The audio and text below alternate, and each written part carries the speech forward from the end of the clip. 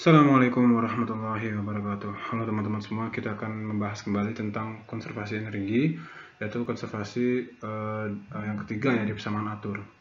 Jadi konservasi energi ini berangkat dari hukum pertama termodinamika yang berbunyi laju perubahan energi dalam suatu volume atur itu sama dengan jumlah panas ya, laju atau jumlah panas yang ditambahkan dalam kontrol volume ditambah dengan jumlah kerja yang diberikan pada kontrol volume.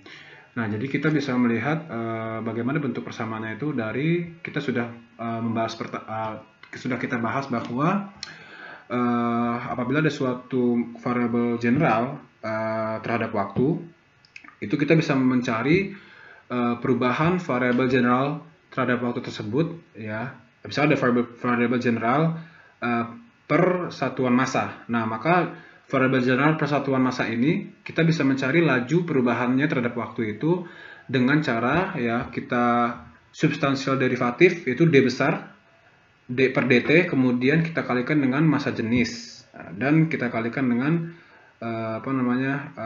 dikalikan ke massa jenis.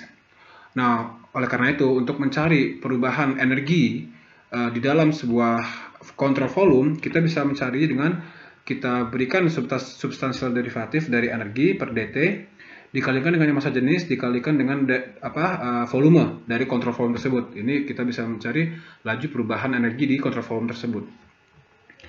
Ya, itu sama seperti kalau kita refer ke persamaan momentum sebelumnya, konservasi momentum juga seperti itu. Oke, kemudian kita bisa lihat, nah di sini kita tahu bahwa tadi persamaan konservasi energi itu ada dua term, yang pertama adalah heat, yang kedua adalah work atau kerja. Nah, kita bisa melihat dari analisis dari yang poin pertama di sini, ini adalah gambar analisis work atau kerja. Yang ini adalah heat ya. Kenapa work ini kita lihat bahwa dia itu sama seperti ketika kita meninjau momentum, yaitu kita meninjau jumlah gaya yang bekerja di kontrol volume tersebut. Dan ini misalkan kita ambil contoh untuk arah X aja dulu ya. Jadi ini untuk arah X doang.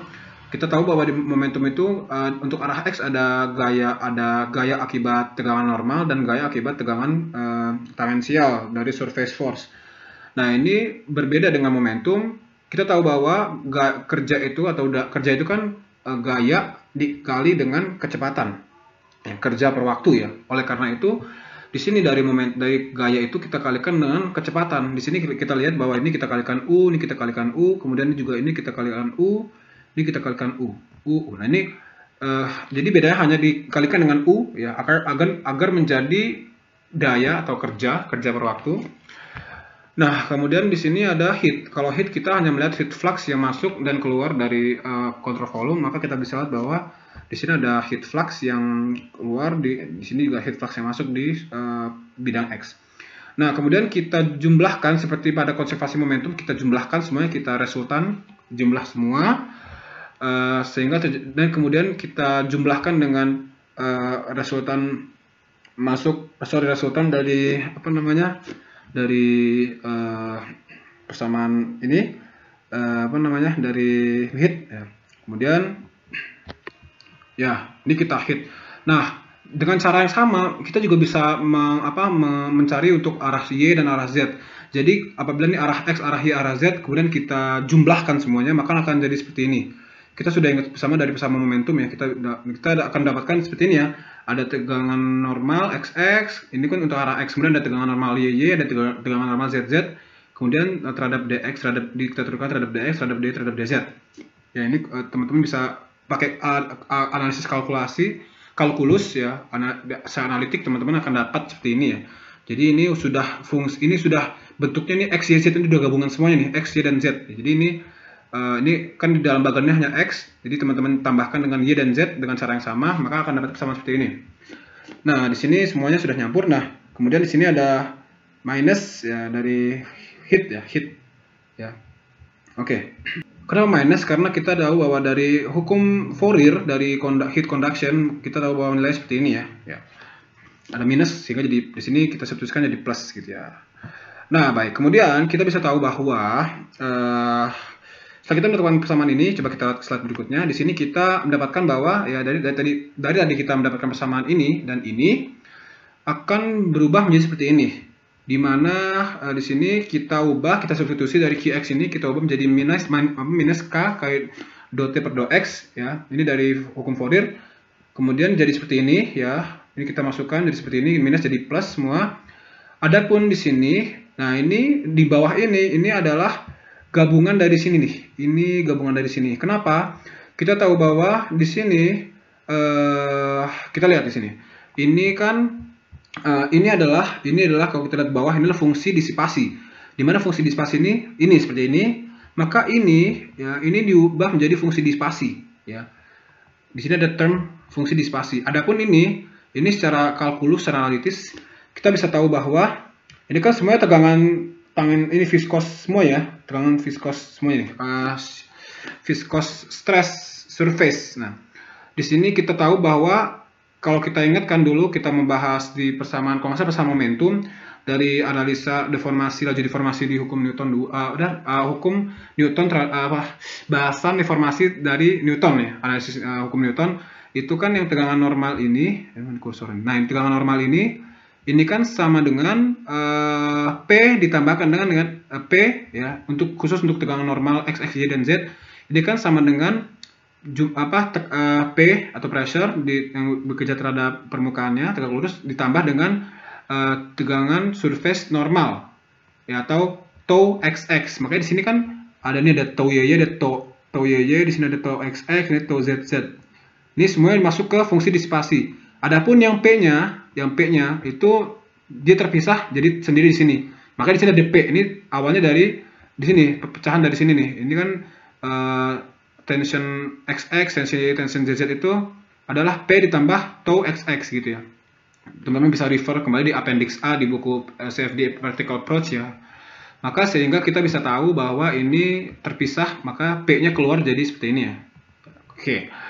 Minus itu ada penjelasan semua di appendix A. Jadi seperti ini ya persamaannya ya. Nah, kemudian kita apa itu fungsi disipasi? Fungsi disipasi itu kita bisa lihat dari definisinya. Dissipation function adalah represent dari sebuah energi akibat dari deformasi. Deformasi akibat adanya kerja yang diberikan oleh fluida. Jadi intinya gini.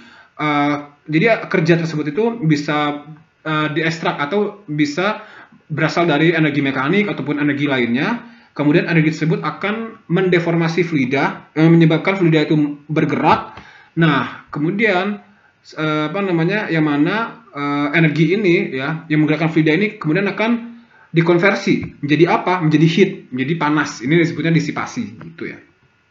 Kebayang ya? Nah, kemudian konservasi energi ini kita bisa melihat juga kan tadi kita mendefinisikan sebagai perubahan terhadap energi ya, energi secara ini.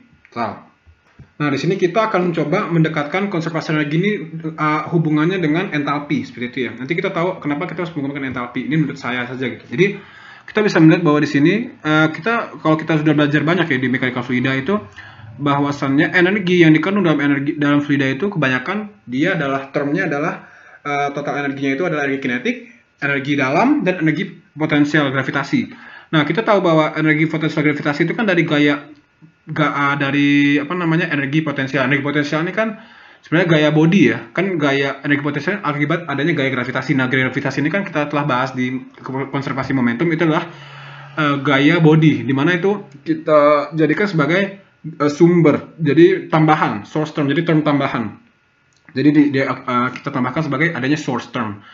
Oleh karena itu kita buang jadi energi potensial ini sebagai source term aja gitu loh. Nggak masuk ke sini. Jadi kemudian apabila kita ini kita jadi hanya internal energy dan kinetic energy. Oke. Nah, kemudian ya kembali kita jadi gini, hubungan antara energi dengan entalpi seperti ini ya. Kita tahu bahwa ada namanya entalpi spesifik atau HSP dan ada entalpi spesifik total. Apa bedanya?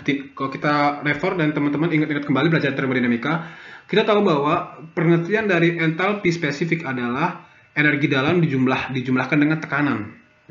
Energi dalam dijumlahkan dengan tekanan, gitu ya. Ini tekanan per rho, ini hanya ya ini per rho lah ini. Kita makanya itu energi dalamnya kita menjadikan E kecil ya, karena per rho gitu ya.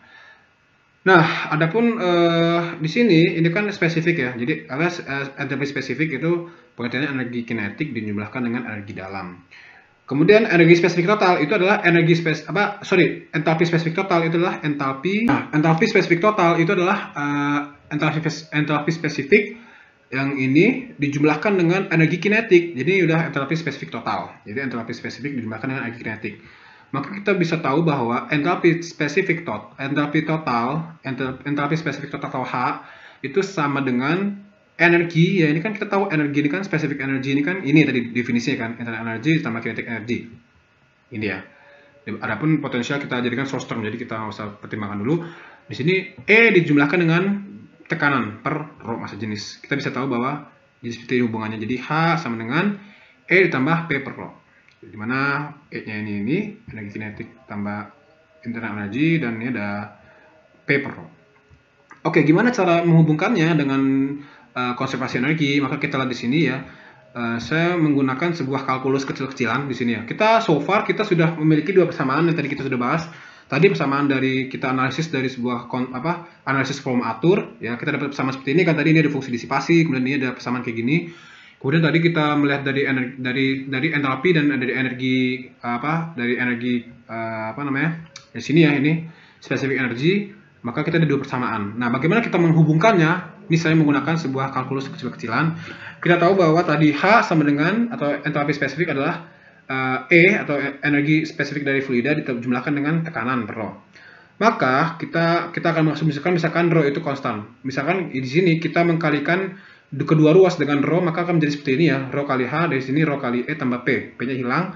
Kemudian di sini kita untuk mencari perubahan laju perubahan entalpi terhadap waktu, maka kita akan bisa mencarinya dengan menggunakan substansial derivatif ya, do H per do T, dH per dt, substansial derivatif, kemudian sama dengan di sini berarti rho ini kita jadikan substansial derivatif juga, dan ini kita jadikan substansial derivatif juga.